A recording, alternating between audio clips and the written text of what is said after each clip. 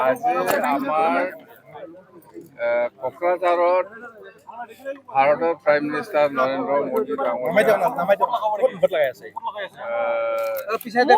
কথা আছিলে, কিন্তু বতৰৰ কাৰণে আহিব নোৱাৰিলে। যেন হওক আমাৰ যিখিনি BTC অঞ্চলত যিখিনি এজেণ্ডা লৈ পেলাই কাম কৰিব লগা আছিল সেইটো প্ৰাইম মিনিষ্টাৰ ডাঙৰীয়াই গুৱাহাটীৰ পৰাই কৰি দিছে। তাৰ কাৰণে আমি BTC বাকী ৰাইজৰ হৈ মোদী ডাঙৰীয়াক আমি ধন্যবাদ যাচিছোঁ। আৰু সঁচাকৈ যদি আহিব পাৰিলে আৰু বহুত ভাল হ'লে হয়, কিন্তু বতৰ বেয়া, কি কৰিব।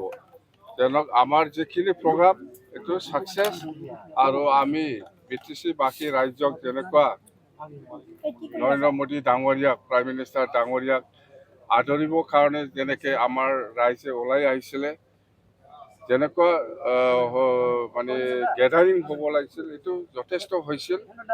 যেন হওক বতৰৰ কাৰণে আহিব পৰা নাই, এইটো আমাৰ কাৰণে খুব দুৰ্ভাগ্যজনক। যেন হওক আমাৰ যিখিনি প্ৰগ্ৰামবিলাক গোটেই প্ৰগ্ৰামবিলাক ভালকৈ ছাকচেছ হৈছে। যিহেতু আমাৰ গোসাইগাঁৱত যিটো ফ্লাইঅভাৰ যিটো ফাউণ্ডেশ্যন বা কোকৰাঝাৰ আৰু কাৰিগাঁও যিটো ৰাস্তা, ইয়াৰ ওপৰত 3টা ফ্লাইঅভাৰ ফাউণ্ডেশ্যন, আৰু চনকচ নদীৰ ওপৰত যিটো দলঙৰ ফাউণ্ডেশ্যন, আৰু বেকী নদীৰ ওপৰত যিটো দলঙৰ ফাউণ্ডেশ্যন, এইবিলাক গোটেই কামটো আজি প্ৰাইম মিনিষ্টাৰ ডাঙৰীয়াই গুৱাহাটীৰ পৰাই ফাউণ্ডেশ্যন ভূমি পূজনটো কৰি দিলে। আৰু ইয়াৰ লগতে বাঁছবাৰীত যিটো ৰেলৱে যিটো ৱৰ্কশ্বপ হ'ব লাগে সেইটো আজি ভালকৈ গুৱাহাটীৰ পৰাই ভূমি পূজনটো কৰিলে। আৰু এনেকুৱা গোটেই অসমত যেনিবা গুৱাহাটীৰ পৰা কোকৰাঝাৰৰ পৰা যিটো চাউথৰ যোৱা যিটো ট্ৰেইন সেইটো আজি ফ্লেগ অফ কৰিলে।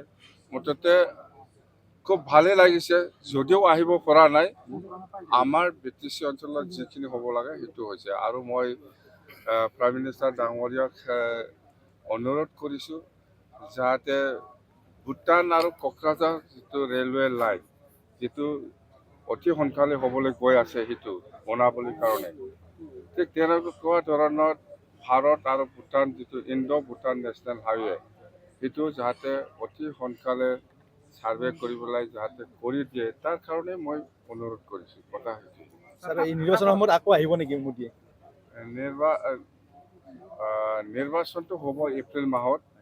মই প্ৰাইম মিনিষ্টাৰ ডাঙৰীয়াক গেৰেণ্টি দিছোঁ যে অসমত এপ্ৰিল মাহত যিটো নিৰ্বাচন হ'ব সেইটো BJP নেতৃত্বত NDA চৰকাৰে 100% চৰকাৰ গঠন কৰিব বুলি মই গেৰেণ্টি দিছোঁ।